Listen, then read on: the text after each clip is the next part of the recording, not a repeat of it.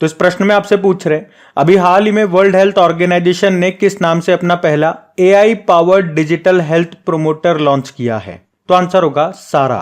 यहां पे सारा की भी फुल फॉर्म दी गई है, smart AI resource assistant for health. तो ये डब्ल्यूएचओ ने अपना पहला AI powered digital health promoter launch किया है और इसका नाम सारा इन्होंने रखा है। तो ये एक तरह का हेल्थ प्रोमोटर हो गया। तो क्या काम करेगा? मतलब ये डिजिटली गुड हेल्थ को प्रमोट करेगा और ये बताएगा कि आप क्या खाएं क्या ना खाएं। जैसे कि अगर कोई स्मोकिंग करता है तो आपको स्मोकिंग नहीं करनी चाहिए, वो हेल्थ के लिए खराब होता है, उसको आपको कैसे छोड़ना है और कैसे आपको अपनी गुड हेल्थ मेंटेन करनी है, ये सब बताएगा ये। और इसका नाम सारा रखा है और ये 24 आवर अवेलेबल होगा। आप कभी भी किसी भी समय कुछ भी इससे पूछ सकते हैं, लेकिन हेल्थ से रिलेटेड ही क्वेश्चन आप पूछे। ऐसा नहीं कुछ भी पूछने लग रहे हैं कि बताओ सारा मेरी कब लगेगी, बताओ सारा मेरी शादी कब होगी। ऐसा नहीं होगा भैया। तो हेल्थ से रिलेटेड अगर कोई भी आपको समस्या है तो आप पूछे और इससे आप 8 भाषाओं में बातचीत कर पाओगे। तो देखो ना, नाम से ही क्लियर है, एक डिजिटल हेल्थ प्रोमोटर है, गुड हेल्थ को प्रमोट करेगा ये और आर्टिफिशियल इंटेलिजेंस बेस्ड है और ये डब्ल्यूएचओ का पहला है इस तरह का। तो इंपॉर्टेंट प्रश्न हो गया। पहले तो एक इंपॉर्टेंट ऑर्गेनाइजेशन की तरफ से आ रहा है तो वैसे ही प्रश्न इंपॉर्टेंट हो गया। अच्छा, पहले डब्ल्यूएचओ की हम बात कर लेते हैं। वर्ल्ड हेल्थ ऑर्गेनाइजेशन स्थापना होती है 1948 में, 7 अप्रैल 1948। अभी आप 7 अप्रैल को क्या मनाते हो? वर्ल्ड हेल्थ डे के रूप में मनाते हो। और हेडक्वार्टर जेनेवा स्विट्जरलैंड हो गया और इसके हेड कौन है? टेड्रोस अधानोम है। अब आप फिर आपसे पूछ रहे हैं अभी हाल ही में भांग के उपयोग को वैध बनाने वाला, लीगल करने वाला यूरोप का तीसरा देश कौन सा बना है? तो आंसर होगा जर्मनी।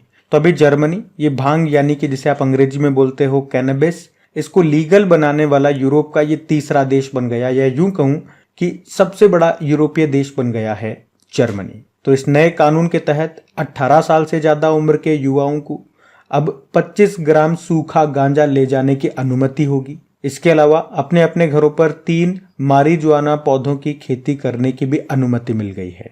इससे पहले मैं आपको बता दूं कि भांग को लीगल करने वाला पहला यूरोपीय देश बना था माल्टा, फिर बना था लग्जमबर्ग और अब ये तीसरा बन गया है जर्मनी। अब बात जर्मनी की है तो ये रहा मैप में जर्मनी। कैपिटल इसकी होती है बर्लिन, करेंसी है यूरो और इसके चांसलर हैं ओलाफ स्कोल्स। आपको याद होगा जर्मनी ने दुनिया की पहली सेल्फ ड्राइविंग ट्रेन को लॉन्च किया था और दुनिया की पहली हाइड्रोजन से चलने वाली ट्रेन को भी इसी ने लॉन्च किया था, जर्मनी ने। लेकिन अगर आपसे पूछा जाए ना कि एशिया की पहली हाइड्रोजन से चलने वाली ट्रेन को किसने लॉन्च किया था, तो चाइना ने। तो ध्यान रखना ये पॉइंट्स। अगला प्रश्न देखते हैं। फिर आपसे पूछ रहे हैं अभी हाल ही में 48 सेकंड के लिए 100 मिलियन डिग्री के प्लाज्मा तापमान को बनाए रखने का नया विश्व रिकॉर्ड किसने बनाया? तो आंसर होगा साउथ कोरिया ने। तो अभी साउथ कोरिया के वैज्ञानिकों ने कृत्रिम सूर्य यानी कि आर्टिफिशियल सन में 100 मिलियन डिग्री सेल्सियस का तापमान ये 48 सेकंड तक मेंटेन करने का अभी रिकॉर्ड बनाया है। ये तापमान सूर्य के कोर से 7 गुना ज्यादा है। मतलब सूर्य के कोर का जितना तापमान होता है उससे 7 टाइम्स ये यहाँ का तापमान इन्होंने जनरेट किया, वो भी 48 सेकंड तक इतना मेंटेन रखा। और इस आर्टिफिशियल सन का नाम है के स्टार। के स्टार का मतलब हो गया Korea superconducting tokamak advance research. अब इन लोगों का अगला लक्ष्य क्या है? 2026 तक इस 100 मिलियन डिग्री सेल्सियस तापमान को 300 सेकंड तक बनाए रखना। इससे पहले लास्ट इन्होंने 2021 में 30 सेकंड तक इसको मेंटेन किया था, अभी 48 सेकंड तक कर दिया। अब टारगेट कर रहे हैं 300 सेकंड का। फिर आपसे पूछ रहे हैं हाल ही में ASI प्रदर्शन मानक से प्रमाणित होने वाली पहली भारतीय एल्यूमिनियम कंपनी कौन सी बन गई है? तो आंसर होगा बाल्को। तो छत्तीसगढ़ के कोरबा में वेदांता एल्यूमिनियम की एक इकाई है, एक यूनिट है ये बाल्को।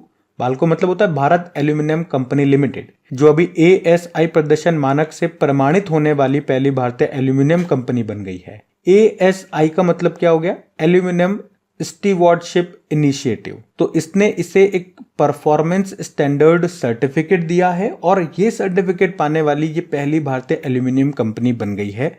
बाल्को इसका नाम है, इसीलिए प्रश्न इंपॉर्टेंट है। और ये सर्टिफिकेट इसे क्यों मिला? आप पूछोगे और को क्यों नहीं मिला, ऐसा क्या कर दिया इसने? तो इसने एक तो एल्यूमिनियम मूल्य में स्थिरता रखी है, ग्रीन हाउस गैसेस का कम उत्सर्जन किया है और जैव विविधता भी इससे कम प्रभावित हो रही है। यही इसके मुख्य कारण है कि इसको ये सर्टिफिकेट दिया गया। और मैंने कहा ये सर्टिफिकेट पाने वाली ये पहली भारतीय एल्यूमिनियम कंपनी बन गई है, इसलिए प्रश्न हमने पढ़ा है।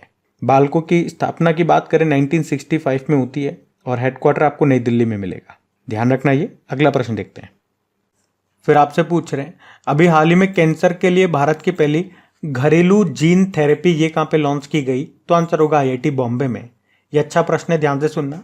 अभी 4 अप्रैल 2024 को ही हमारी जो राष्ट्रपति जी हैं द्रौपदी मुर्मू जी, इन्होंने IIT बॉम्बे में कैंसर के इलाज के लिए भारत की पहली स्वदेशी जीन थेरेपी को लॉन्च किया है। ये कैंसर के इलाज के लिए पहली स्वदेशी CAR T सेल थेरेपी है और इस थेरेपी का नाम क्या रखा है? Next CAR-19। ये नाम भी याद रखना। CAR की फुल फॉर्म भी ध्यान में रखो, क्या होती है? Chimeric antigen receptor. और T सेल मतलब जो T लिम्फोसाइट सेल होते हैं, ये हमारी बॉडी की प्रतिरक्षा कोशिकाएं हैं, आप कह सकते हो। मतलब ये रोग से लड़ने का काम करती है। पर ये जो कैंसर सेल होते हैं उनसे लड़ नहीं पाती, ये हार जाती है। तो फिर क्या करते हैं हम? CAR T सेल थेरेपी करते हैं। इसमें क्या होता है? इन T सेल की संख्या बढ़ाई जाती है, इससे उनकी ताकत बढ़ जाती है, जिससे ये कैंसर सेल को मार देते हैं। तो ये ऐसे ही काम करती है। शायद इसके बारे में आपको पहले भी एक बार डिटेल में समझा चुका हूं। अगर डेली करंट अफेयर्स आप लोग पढ़ते होंगे क्रेक एग्जाम पे तो आपको याद होगा।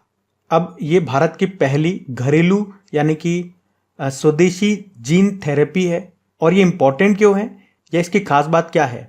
तो ये थेरेपी दुनिया की सबसे सस्ती CAR T सेल थेरेपी है। मतलब दुनिया में आप दूसरी जगह जाकर के ये थेरेपी कराओगे तो उसकी कॉस्ट बहुत ज़्यादा आती है, करोड़ों में आती है। और उसकी तुलना में ये 90% तक सस्ती है। मतलब अगर बाहर विदेशों में 100 रुपये की हो रही है तो भारत में 10 रुपये में काम हो जाएगा। और इसे किसने मिलकर के तैयार किया या किसने किसने बनाया? तो IIT बॉम्बे और टाटा मेमोरियल हॉस्पिटल ने इसे मिलकर के तैयार किया है। तो यहाँ पे सारे पॉइंट्स मैंने आपको समझा दिए और ये है क्या वो भी मैंने आपको समझा दिया, समझ में आ गया होगा क्या नाम दिया गया, सब बता दिया किसने बनाया और किसने लॉन्च किया और कहाँ पे लॉन्च किया।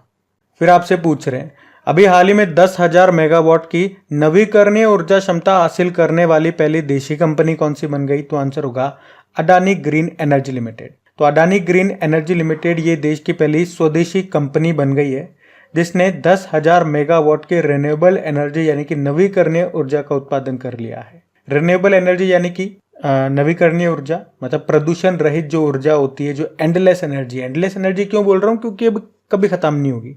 जैसे कि इसके उदाहरण हो गया सोलर एनर्जी हो गया, विंड एनर्जी हो गया। सोलर एनर्जी में कहाँ से ऊर्जा मिलती है? सूर्य से। सूर्य कभी खत्म नहीं होगा, तो इसीलिए बोला एंडलेस एनर्जी है। और प्रदूषण होता नहीं है इससे कुछ, तो हमने कहा ये पॉल्यूशन फ्री होती है, ग्रीन एनर्जी या क्लीन एनर्जी इसको बोलते हैं। और एक और प्रश्न याद रखना कि अडानी ग्रुप ये नवीकरणीय ऊर्जा के लिए दुनिया का सबसे बड़ा प्लांट स्थापित करने जा रहा है। कहाँ पे? खावड़ा एक जगह है, वहाँ पे गुजरात में है ये। और इसकी कैपेसिटी होगी 30 गीगावाट। गीगा मतलब होता है 10 की पावर 9 और मेगा मतलब होता है 10 की पावर 6। और अभी हमने पढ़ा था कि अडानी ने उड़ीसा के गोपालपुर पोर्ट का भी अधिग्रहण कर लिया है। अच्छा, अगर आपसे पूछा जाए कि भारत का नेट जीरो कार्बन उत्सर्जन का लक्ष्य क्या है? 2070 है। तो अभी रोमानिया देश ने ये दुनिया का सबसे शक्तिशाली लेजर को लॉन्च किया है। इसका नाम ELINP रखा है। फुल फॉर्म होता है extreme laser infrastructure nuclear physics. और इसे बनाया किस कंपनी ने है? तो थेल्स नाम की कंपनी ने बनाया है। इस लेजर का इस्तेमाल कहाँ कहाँ पे किया जाएगा, क्या क्या इसके एप्लीकेशंस होंगे? तो परमाणु कचरे को नष्ट करने में इसका इस्तेमाल किया जाएगा। अंतरिक्ष में जो मलबा है उसे हटाने में, उसे नष्ट करने में इसका इस्तेमाल किया जाएगा। मेडिकल फील्ड में इसका इस्तेमाल होगा, जैसे कि कैंसर थेरेपीज में या एडवांस सर्जिकल टेक्निक्स में इसका इस्तेमाल होगा। तो ये दुनिया का सबसे शक्तिशाली लेजर है, याद रखना। किसने लॉन्च किया? अभी रोमानिया ने। अच्छा, रोमानिया देश के बारे में अभी हमने न्यूज में पढ़ा था, आप बता सकते हो कहाँ पे? पहले आपको मैं ले चलता हूँ रोमानिया। ये रहा मैप में रोमानिया। ये एक यूरोपियन कंट्री है और कैपिटल बुखारेस्ट होती है, करेंसी है रोमानियन लीव। कहाँ पे पढ़ा था अभी हमने पढ़ा था अभी रोमानिया और बुल्गारिया। बुल्गारिया की कैपिटल होती है सोफिया। अभी शेंगेन क्षेत्र में ये शामिल हुए थे, पढ़ा था ना इनके बारे में। फिर आपसे पूछ रहे भारत सरकार अपना पहला वाणिज्यिक कच्चे तेल का रणनीतिक भंडारण ये कहाँ पे विकसित करेगा? तो आंसर होगा, ऑप्शन में अगर देखोगे तो यहाँ पे आंसर कर्नाटक होता है। अब मैंने ऐसे क्यों बोला मैं आपको बताता हूँ। तो भारत ये कच्चे तेल यानी कि क्रूड ऑयल का अपना पहला वाणिज्यिक रणनीतिक भंडारण बना रहा है। और इसके लिए किसने कंपनी बनाई है जिसका नाम है भारतीय रणनीतिक पेट्रोलियम रिजर्व लिमिटेड यानी कि Indian strategic petroleum reserve limited.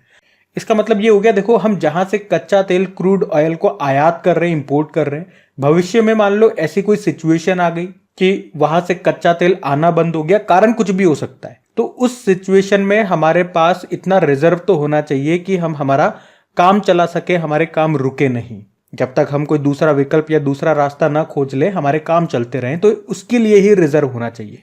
तो उसी का भंडारण हम कर रहे हैं, स्टोरेज हम बना रहे हैं। ये भूमिगत भंडारण होगा, जमीन के अंदर हम बनाएंगे। और कहां कहां पे बना रहे हैं, तो देखो इसके पहले चरण में 3 जगह हम बना रहे हैं। एक आंध्र प्रदेश के विशाखापत्तनम में, और कर्नाटक के मंगलुरु और पादुर में। तो पहले चरण में इन 3 जगहों पर यह बनाया जा रहा है क्रूड ऑयल स्टोरेज। फिर बाद में दूसरे चरण में 2 स्टोरेज और बनाए जाएंगे, एक उड़ीसा के चंडीखोल में और एक कर्नाटक के पादुर में ही। और पहले चरण में हम कितना क्रूड ऑयल स्टोर करेंगे, 5.33 मिलियन मैट्रिक टन, और दूसरे चरण में 6.5 मिलियन मैट्रिक टन। और यहाँ पे आपके लिए जो मैंने फोटो लगाई है, इसमें पूरे प्रश्न का उत्तर आपको मिल जाएगा। जो भी मैंने आपको चीजें बताई है, यहाँ पे सारी चीजें आप देख सकते हो, कहाँ पर ये सिचुएटेड है, पहले चरण में कौन कौन सा है, दूसरे चरण में कौन कौन सा है, कितना स्टोरेज हो रहा है, ये सब। फिर आपसे पूछ रहे हैं पेरिस ओलंपिक में जूरी के रूप में नियुक्त होने वाली पहली भारतीय महिला कौन है, तो आंसर होगा बिल्किस मीर। तो जम्मू कश्मीर से हैं ये बिल्किस मीर, जो पेरिस फ्रांस में होने वाले 33वें समर ओलंपिक में जूरी सदस्य के रूप में शामिल होने वाली पहली भारतीय बन गई है। वे जूरी सदस्य बनने वाली भारत की पहली महिला भी है। और मैं आपको ये भी बता दूं कि पिछले साल जो चाइना के हांगजाओ में 19वां एशियन गेम्स हुए थे, वहां पे भी वो जूरी सदस्य थी। अच्छा, उनका संबंध किस खेल से है, तो कयाकिंग और कैनोइंग। और ये कौन से गेम होते हैं पहले मैं आपको बता चुका हूं। एक तरह का वाटर गेम होता है जिसमें खिलाड़ी विशेष रूप से बनी हुई नाव में बैठ करके रेस लगाते हैं। अच्छा, अगर किसी स्टूडेंट को ये दिक्कत है कि ये जूरी मतलब क्या हो गया, तो सिंपल सा मतलब हो गया जज, जजमेंट करेंगी ये, ऐसे समझो। और पेरिस ओलंपिक की बात करें तो ये कब से कब तक हो रहे हैं, 2024 में 26 जुलाई से लेकर 11 अगस्त तक। और 2-3 पॉइंट हमने पढ़े, वो मैं आपको याद दिलाऊं तो इसके उद्घाटन समारोह में याद रखना हमारे ध्वजवाहक फ्लैग बियरर कौन बनाए गए, शरद कमल बनाए गए। इनका संबंध टेबल टेनिस से है, ये इंपॉर्टेंट प्रश्न हो गया। और अभी किसे भारत से मशाल वाहक चुना था, तो ये भी याद रखना, अभिनव बिंद्रा को चुना था। इनका संबंध शूटिंग से है। और इस बार इसमें 4 नए गेम्स को शामिल किया गया, breaking, sport climbing, skateboarding और सर्फिंग, ये भी याद रखना। अगले वाले जो समर ओलंपिक होंगे वो अगले 4 साल बाद होंगे, यानी कि 2028 में होंगे। कहां पे, लॉस एंजल्स में होंगे। और वहां पे क्रिकेट शामिल होगा, वो तो आपको पता ही होगा। तो ये सारे पॉइंट्स आप ध्यान में रखना। अगला प्रश्न देखते हैं।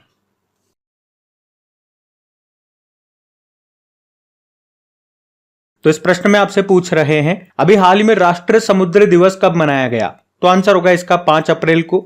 हर साल हम 5 अप्रैल को नेशनल मैरीटाइम डे के रूप में मनाते हैं। अच्छा, 5 अप्रैल को ही क्यों मनाते हैं, क्योंकि 5 अप्रैल 1919 में भारतीय नौवहन यानी कि इंडियन शिपिंग की शुरुआत हुई थी, जब the Scindia steam navigation company limited का पहला जहाज जिसका नाम था SS लॉयल्टी, ये मुंबई से लंदन के लिए रवाना हुआ था। इसीलिए इस दिन को हमने चुना है राष्ट्रीय समुद्री दिवस के रूप में 5 अप्रैल को। बात करें इस बार की थीम क्या है, भविष्य को नेविगेट करना, सुरक्षा पहले, navigating the future safety first. पहली बार इस दिन को हमने 1964 में मनाया था। अब ये तो हो गया नेशनल मैरीटाइम डे, राष्ट्रीय समुद्र दिवस। एक विश्व समुद्र दिवस भी होता है, वर्ल्ड मैरीटाइम डे, और वो कोई फिक्स नहीं होता। देखो, वो सितंबर के आखिरी गुरुवार को मनाया जाता है। तो इस बार मैं आपको बता दूं 2024 में वो दिन हम 26 सितंबर को मनाएंगे। और फिर आपसे पूछ रहे हैं अभी हाल ही में अंतरराष्ट्रीय अंतरात्मा दिवस कब मनाया गया, तो आंसर होगा 5 अप्रैल को।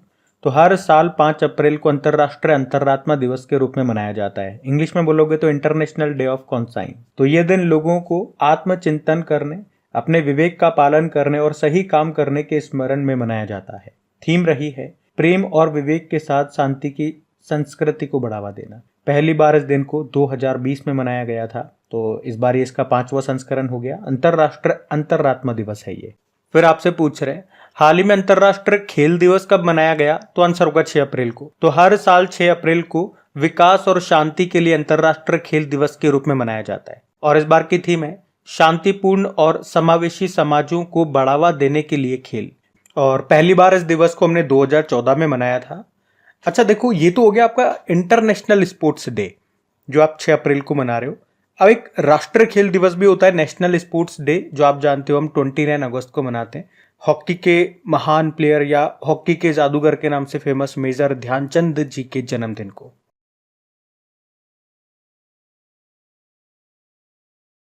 तो देखो इस प्रश्न में क्या पूछ रहे हैं, अभी हाल ही में जारी बिजनेस एनवायरनमेंट रैंकिंग 2024 में भारत कौन से स्थान पे रहा? तो आंसर होगा 51वें नंबर पे रहा, 51 रैंक पे रहा। हम यहाँ पे बात कर रहे हैं बिजनेस एनवायरनमेंट रैंकिंग 2024 की। बात करें सबसे पहले इसको जारी किसने किया इस रैंक को, तो इकोनॉमिस्ट इंटेलिजेंस यूनिट ने इसको जारी किया है। और इसमें बताया गया कि बिजनेस करने के लिए बेस्ट प्लेस कौन सा है, और इसमें सिंगापुर लगातार 16वीं बार टॉप पे रहा है। यानी कि अगर आप कोई बिजनेस करना चाहते हैं तो सिंगापुर को सबसे बेस्ट प्लेस बताया गया। दूसरे स्थान पे डेनमार्क को रखा, तीसरे पे अमेरिका को, और भारत को 51वें नंबर पे रखा इन्होंने। तो कौन सी रैंकिंग है? Business environment rank. फिर आपसे पूछ रहे हैं, अभी हाल ही में जारी फोर्ब्स की बिलियनियर्स लिस्ट 2024 में मुकेश अंबानी कौन से स्थान पर है? तो आंसर होगा 9वें स्थान पे। तो अभी फोर्ब्स ने वर्ल्ड बिलियनियर्स 2024 की लिस्ट जारी की है, और इस लिस्ट के अनुसार लुई वुटान के जो चेयरमैन है बर्नार्ड अर्नोल्ट, वो 223 अरब डॉलर की संपत्ति के साथ दुनिया के सबसे अमीर व्यक्ति हैं। और इस लिस्ट में दुनिया के टॉप 10 अमीरों में रिलायंस ग्रुप के जो चेयरमैन हैं मुकेश अंबानी, वो इकलौते भारतीय हैं, वो इस लिस्ट में 9वें स्थान पर हैं, जिनकी संपत्ति 116 अरब डॉलर बताई गई है। तो दुनिया में सबसे अमीर कौन? Bernard Arnault. दूसरे स्थान पे एलन मस्क, और तीसरे स्थान पे अमेजॉन के संस्थापक जेफ बेजोस बताए गए। और वहीं दुनिया में सबसे ज्यादा अरबपतियों की संख्या के मामले में बात करेंगे तो भारत तीसरे स्थान पर है, जबकि 813 अरबपतियों के साथ अमेरिका इस लिस्ट में भी टॉप पर है। आपको याद है अभी कुछ समय पहले ही हमने एक क्वेश्चन पढ़ा था, बिलियनियर्स कैपिटल ऑफ एशिया, तो ये कौन सा बना था? मुंबई बना था। मतलब एशिया में सबसे ज्यादा जो बिलियनियर्स हैं वो कहाँ पे रहते हैं? तो आपको मिलेंगे मुंबई में। उसी तरह से वर्ल्ड लेवल पे बात करोगे तो बिलियनियर्स कैपिटल ऑफ वर्ल्ड ये न्यूयॉर्क है, तो वो भी याद रखना। अगला प्रश्न देखते हैं। फिर आपसे पूछ रहे, अभी हाल ही में जारी वाडा की रैंकिंग के अनुसार दुनिया में डोपिंग उल्लंघन करने वाला शीर्ष देश कौन सा है? तो आंसर होगा भारत। तो वाडा यानी कि वर्ल्ड एंटी डोपिंग एजेंसी, और इसने अभी अपनी एक रिपोर्ट जारी की है जिसमें बताया गया कि 2022 में दुनिया में डोपिंग के मामलों की संख्या सबसे ज्यादा भारत में पाई गई है। डोपिंग का मतलब क्या होता है पहले ये समझो। वैसे मैं आपको पहले भी बता चुका हूं कि अगर कोई एथलीट है, अगर कोई खिलाड़ी है, वो खेलों में अपना प्रदर्शन अच्छा करने के लिए शक्तिवर्धक दवाइयां, जिन्हें आप स्टेरॉइड्स भी कहते हो, जो कि खेलों में पूरी तरह से प्रतिबंधित होती है, बैन होती है, फिर भी अगर कोई खिलाड़ी उनका उपयोग कर लेता है तो उसे डोपिंग कहा जाता है। और इसी तरह की कई बार हम न्यूज वगैरह भी पढ़ते हैं कि डोपिंग के कारण इन पे 4 साल का प्रतिबंध लगा दिया, किसी पे 5 साल का, किसी 2 साल का, पढ़ते रहते हैं ना, तो ये वही डोपिंग है। तो इस रिपोर्ट में यही बताया गया कि 2022 में भारतीय एथलीटों के 3,865 सैंपल्स की टेस्टिंग की, जिनमें से 125 सैंपल पॉजिटिव पाए गए। पॉजिटिव पाए गए मतलब उनमें डोपिंग पाया गया, मतलब उन्होंने ये दवाइयों का इस्तेमाल किया है, प्रतिबंधित दवाइयों का। और पूरे विश्व में जितने भी इन्होंने देशों के सैंपल लिए थे उसमें सबसे ज्यादा सैंपल ये भारत से पॉजिटिव आए हैं। 100 से ज्यादा, 125 हमने बोला ना, तो 100 से ज्यादा पॉजिटिव सैंपल ये भारत में ही आए हैं। इसीलिए इन्होंने कहा कि दुनिया में डोपिंग उल्लंघन करने वाला शीर्ष देश ये भारत है। भारत में 125 पॉजिटिव सैंपल मिले। दूसरे स्थान पर रशिया को रखा गया, यहाँ पे 85 पॉजिटिव सैंपल मिले। और तीसरे स्थान पे अमेरिका को रखा, यहाँ पे 84 पॉजिटिव सैंपल मिले। देखो वाडा की बात करें, हमने कहा वर्ल्ड एंटी डोपिंग एजेंसी, इसकी स्थापना हुई थी 1999 में। हेडक्वार्टर मिलेगा मॉन्ट्रियल कनाडा में। और हेड कौन है?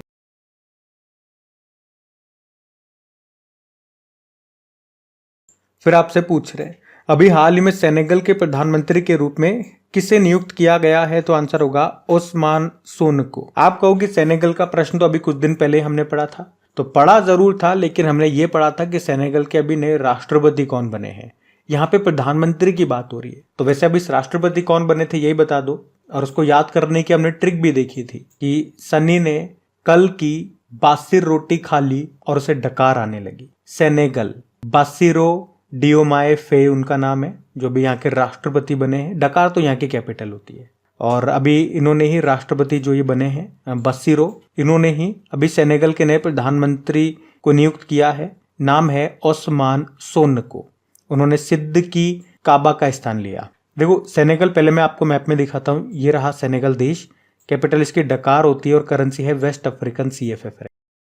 फिर आपसे पूछ रहे हैं कि अप्रैल 2024 में विश्व बैंक आर्थिक सलाहकार पैनल में किस भारतीय को शामिल किया गया? तो आंसर होगा राकेश मोहन को। तो अभी विश्व बैंक समूह वर्ल्ड बैंक ग्रुप ने RBI के पूर्व डेप्यूटी गवर्नर रहे राकेश मोहन को अपने आर्थिक सलाहकार पैनल के सदस्य के रूप में नियुक्त किया है। क्या नाम है? राकेश मोहन इनका नाम है। वर्ल्ड बैंक की अगर बात करें, देखो इसकी स्थापना होती है 1944 में, और इसकी जो स्थापना है और इंटरनेशनल मॉनेटरी फंड की जो स्थापना है वो 1944 में एक ही जगह पे होती है, अमेरिका के ब्रेटन वुड्स सम्मेलन के दौरान। और ये भी याद रखना कि वर्ल्ड बैंक को स्टार्टिंग में international bank for reconstruction and development के नाम से जानते थे, IBRD के नाम से। इसका मुख्यालय आपको वॉशिंगटन DC में मिलेगा। इसमें सदस्य देश हैं 189 और अध्यक्ष हैं भारतीय मूल के अजय बंगा। और इसकी CFO कौन है? चीफ फाइनेंस ऑफिसर, वो भी भारतीय मूल की हैं, अंशुला कांत उनका नाम है। फिर आपसे पूछ रहे हैं अभी हाल ही में किसे national cooperative dairy federation of India limited का अध्यक्ष चुना गया है? तो आंसर होगा मिनेश शाह को। तो राष्ट्रीय डेयरी विकास बोर्ड के प्रमुख हैं ये मिनेश शाह। इनको अभी national cooperative dairy federation of India limited का चेयरमैन चुना गया। अभी आपको बता दूं कि वो इंटरनेशनल डेयरी फेडरेशन के बोर्ड में भी निदेशक हैं। अच्छा, ये नेशनल डेयरी डेवलपमेंट बोर्ड जिसके ये प्रमुख हैं, इसकी स्थापना 1965 में होती है, जिसका मुख्यालय आपको आनंद गुजरात में मिलेगा। और जिसके अभी अध्यक्ष चुने गए हैं national cooperative dairy federation of India limited. ये देश में डेयरी क्षेत्र के विकास के लिए काम करती है। अब ये मिनेश शाह से संबंधित मैंने यहाँ पे ऑप्शन लिखे हैं, सारे के सारे ये शाह हैं और ये सारे अपॉइंटमेंट अभी लेटेस्ट ही है, वो मैं आपको बता रहा हूँ। अभी अनीश शाह की बात करेंगे, फिक्की के नए अध्यक्ष बने ये। Sameer Shah BBC British broadcasting corporation के ये अध्यक्ष बने थे, भारतीय मूल के। और जय शाह तो आप जानते ही हो, अभी BCCI में सचिव हैं ये, एशियन क्रिकेट काउंसिल के अभी फिर से अध्यक्ष बन गए थे ये। फिर आपसे पूछ रहे अभी हाल ही में भारतीय निर्वाचन आयोग ने लोकसभा चुनाव 2024 के लिए किसे यूथ आइकन घोषित किया? तो आंसर होगा आयुष्मान खुराना को।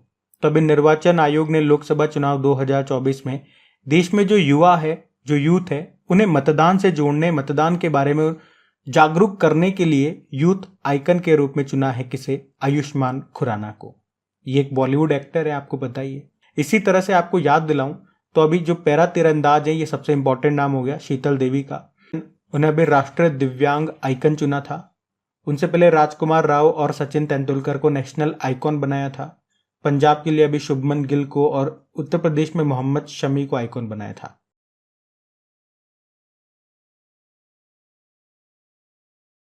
फिर आपसे पूछ रहे हैं हाल ही में निर्वाचन आयोग ने लोकसभा चुनाव 2024 के दौरान गलत सूचना के प्रसार को रोकने के लिए अभी कौन सा प्लेटफॉर्म लॉन्च किया है? तो आंसर होगा मिथ वर्सेस रियलिटी प्लेटफॉर्म। तो लोकसभा चुनाव के दौरान किसी भी तरह की झूठी सूचनाओं और अफवाहों से निपटने के लिए अभी मिथ वर्सेस रियलिटी नाम से एक प्लेटफॉर्म लॉन्च किया है निर्वाचन आयोग ने, जिसमें वह ऐसी प्रत्येक सूचनाओं को प्रदर्शित करेगा और साथ ही इसकी सच्चाई के बारे में भी बताएगा कि ये सच है या फेक है। क्योंकि आपको पता है बहुत सारी फेक न्यूज़ेज आती है और आपको ये भी पता है कि ऐसी न्यूज़ बहुत ज़्यादा फैलती है।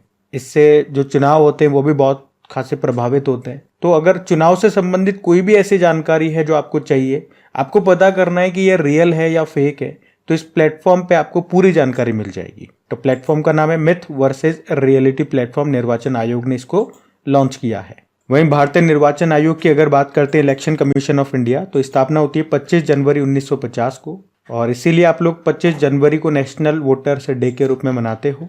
और इसके बारे में आपको भारतीय संविधान के भाग 15 में अनुच्छेद 324 से लेकर 329 तक आपको मिलेगा। इसके जो वर्तमान में चीफ इलेक्शन कमिश्नर, मुख्य चुनाव आयुक्त हैं, वो कौन है? राजीव कुमार है, 25वें नंबर के।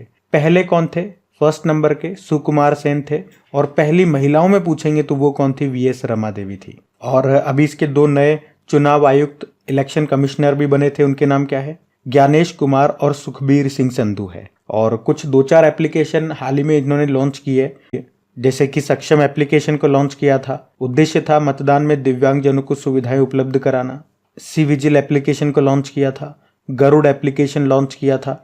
एनकोर नाम से एक सॉफ्टवेयर लॉन्च किया था। अभी नो योर कैंडिडेट नाम से भी एक एप्लीकेशन लॉन्च किया था। और निर्वाचन आयोग ने भी राष्ट्रीय दिव्यांगजन आइकॉन किसे बनाया था, तो ये शीतल देवी को बनाया था। ये पैरा तीरंदाज है। तो ये सारे पॉइंट्स ध्यान रखना। अगला प्रश्न देखते हैं।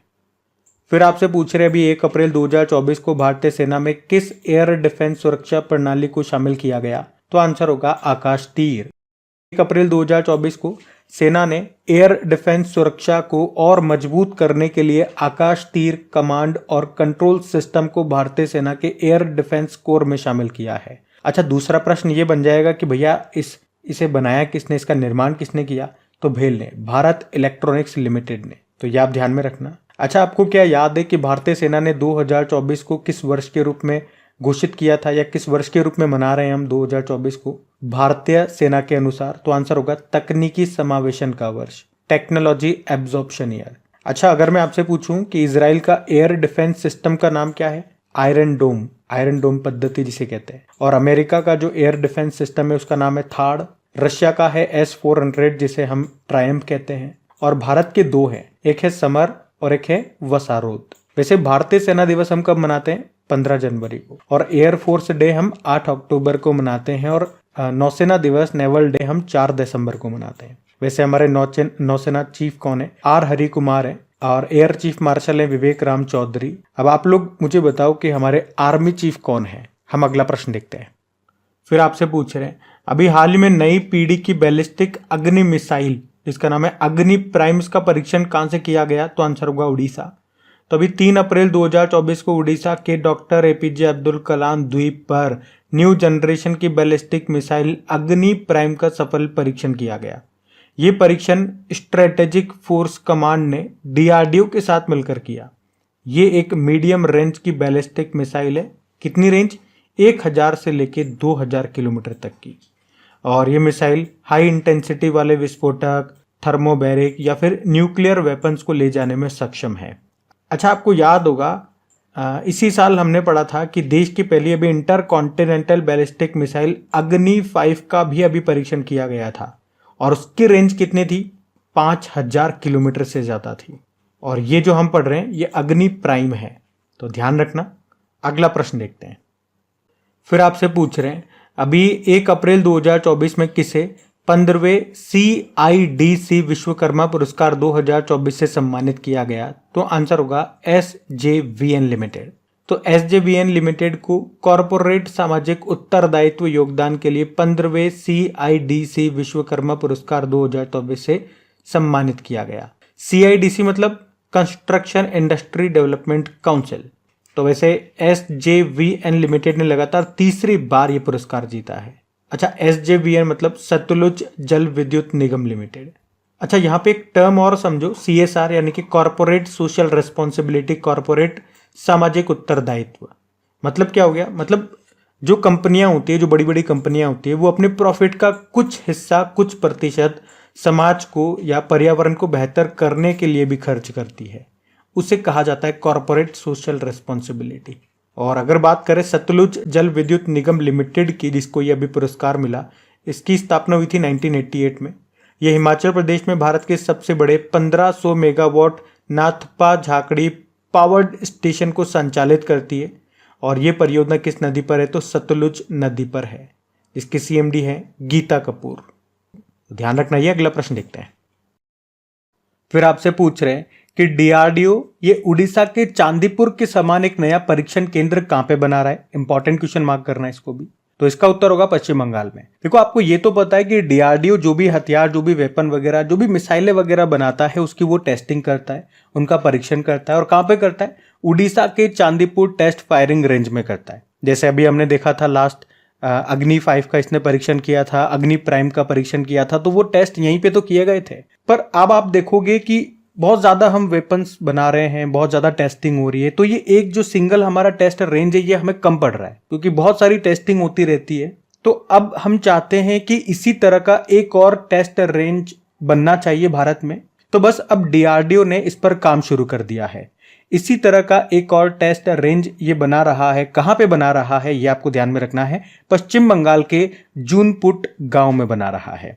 और आप देखोगे ये दोनों के दोनों स्थान बे ऑफ बंगाल रेंज में ही आते हैं, तो ये इंपॉर्टेंट क्वेश्चन रहेगा, इसको ध्यान में रखना। अच्छा, इसी से मिलता जुलता एक और प्रश्न मैं आपको याद दिलाता हूं कि इसरो ने अपना दूसरा लॉन्च पैड कहां पे स्थापित किया, जिसकी अभी कुछ समय पहले आधारशिला भी रखी थी, फाउंडेशन स्टोन भी रखा था प्रधानमंत्री नरेंद्र मोदी जी ने, याद है आपको? तमिलनाडु में, तमिलनाडु के थुथुकुडी जिले के कुलशेखरपट्टिनम में। इसका पहला वाला कहां पर है? आंध्र प्रदेश के श्रीहरिकोटा में, जो सतीश धवन अंतरिक्ष केंद्र है, यहीं से तो इसरो सारे रॉकेट वगैरह लॉन्च करता है। और अब दूसरा स्थापित कर रहा है कहां पे? तमिलनाडु में। तो वो इसरो का दूसरा है और ये डीआरडीओ का दूसरा है। दोनों मिलते जुलते प्रश्न है, बड़ा अच्छा प्रश्न है, इसको ध्यान में रखना। और डीआरडीओ की बात है, डीआरडीओ मतलब होता है defence research and development organisation, स्थापना होती है 1958 में और हेडक्वार्टर नई दिल्ली में है, अध्यक्ष है समीर वी कामत। इसका मोटो होता है strength origin is in knowledge.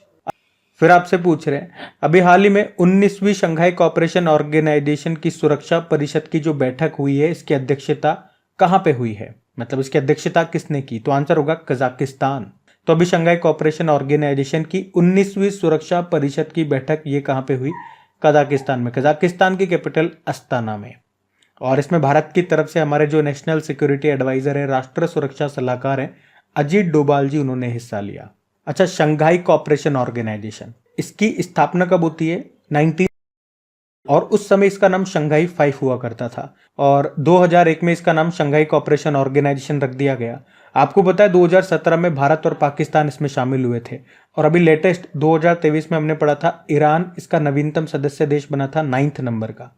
Headquarter मिलेगा बीजिंग चाइना में, ये याद रखना इंपॉर्टेंट है, प्रश्न आया था एक बार एग्जाम में। और आपको याद हो तो शंघाई कोऑपरेशन ऑर्गेनाइजेशन ने वाराणसी को पहली कल्चरल एंड टूरिज्म कैपिटल चुना था। 2023 में शंघाई कोऑपरेशन ऑर्गेनाइजेशन की अध्यक्षता भारत ने की थी और 2024 में कौन कर रहा है? कजाकिस्तान कर रहा है।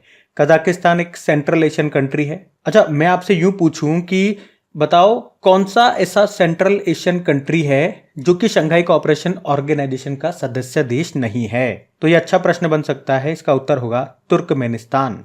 अब कजाकिस्तान की बात हो रही है तो ये रहा मैप में कजाकिस्तान। कैपिटल हमने कहा इसकी होती है अस्ताना, करेंसी होती है कजाकिस्तानी तेंगे और ये विश्व का सबसे बड़ा लैंड लॉक कंट्री है, ये याद रखना। और अरल सागर ये आपको देखने को मिलेगा किन किन के बीच? उज्बेकिस्तान और कजाकिस्तान के बीच में, इनकी बाउंड्री पर है ये। और यहाँ पे एक झील आपको मिलेगी कजाकिस्तान में जिसको कहते हैं बालकश झील, जो कजाकिस्तान है। यहाँ पे यूरेनियम के प्रचुर भंडार पाए जाते हैं। तो ये सारी बातें आप ध्यान में रखना।